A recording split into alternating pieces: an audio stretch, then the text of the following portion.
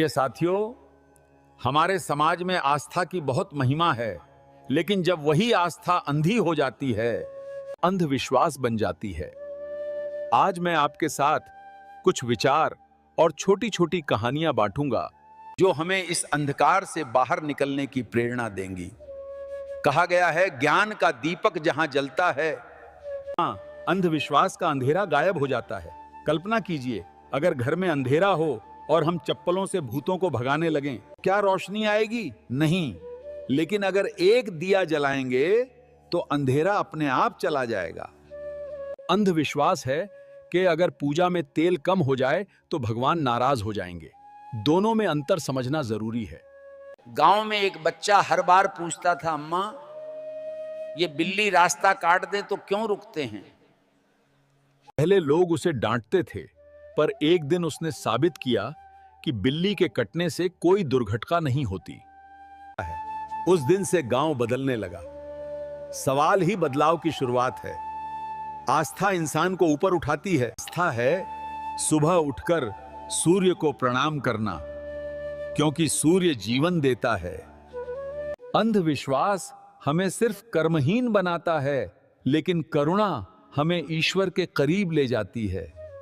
अगर कोई गरीब को भोजन दे, किसी बीमार की सेवा करे, तो वही भगवान की सच्ची पूजा है।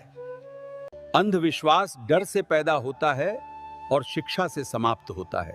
कई लोग कहते हैं कि नीम पर भूत बैठता है, लेकिन विज्ञान बताता है कि नीम रात को ज्यादा ऑक्सीजन छोड़ता है और ठंडी हवा से सर्दी जुकाम हो सकता है।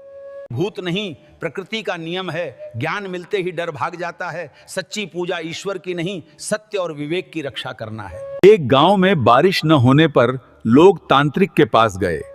उसने कहा कि 100 बकरों की बलि दो। लेकिन गांव के एक पढ़े लिखे युवक ने बताया कि असल में पानी की नहर बंद हो गई थी।